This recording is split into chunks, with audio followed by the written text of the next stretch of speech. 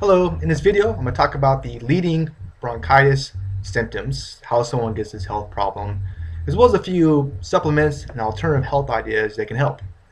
Now before I get started, down below in the YouTube description there's a link where I'm giving away a free video guide all about the process of shopping for supplements. Now it does go over a few things like 10 red flags of a harmful product, what it takes for certain medical conditions, herbs, and a whole lot more. Really cool stuff. Now, like all living creatures, we need energy to survive. And to get this energy, we use something called ATP, similar like gasoline in a car. Now, oxygen is needed to make ATP, and this is why you can't hold your breath for a minute or two before you start feeling pain, because all your cells need it to survive. Now, when we breathe in air, it travels down these bronchial tubes to the lung areas, the lungs. The lungs just may be the second hardest working organ in the body. It expands and constricts 20 times a minute, and if you're in love, it could maybe increase to 25 or something, because you're excited, right? Can you guess what the hardest working organ in the human body is? Well, if you guess the heart, then you're awesome, because the heart works very, very hard. As you can probably guess, bronchitis occurs in these bronchial tubes, and it's a condition where they become all inflamed. Now, inflammation is a process in which the body tries to heal itself but ends up doing a bunch of collateral damage in the process. It's the main pain with arthritis, it's the redness with a sunburn, and even the whole swelling with an injury. So it is good for some situations, but causes a lot of problems. In fact, there's a study at Yale School of Medicine that has linked inflammation to a decline in overall health and a lot of diseases as well. So it's a big contributor to the whole aging process and us becoming weaker and looking old and stuff like that. Now, what really causes bronchial inflammation usually has to do with an infection.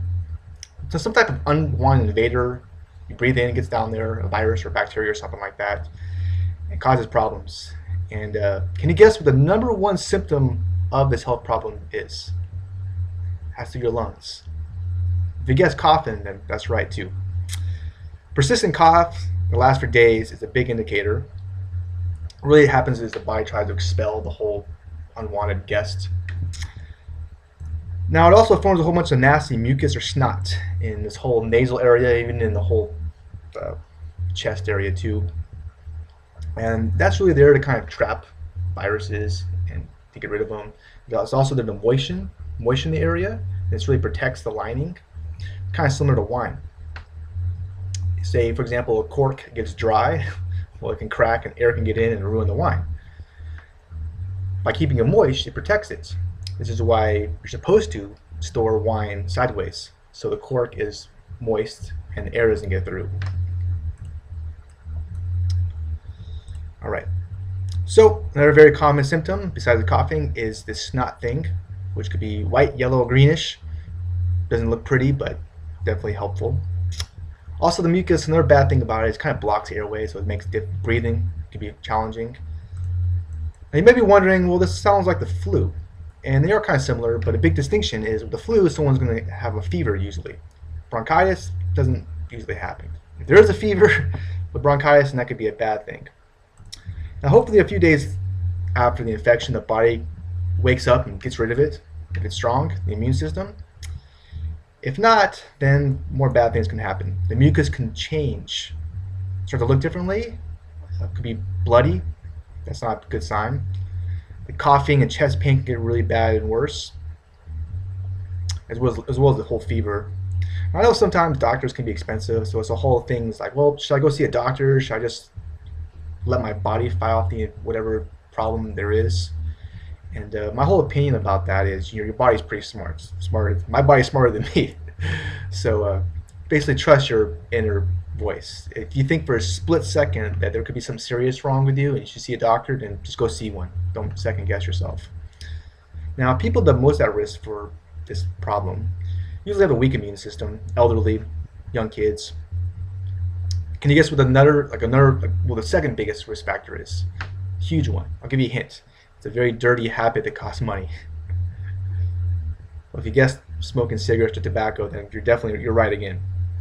Tobacco has a whole bunch of chemicals that irritate the whole tubes and your lungs. Other big risk factors would be breathing in a bunch of toxins and bad chemicals and getting an injury in the chest area.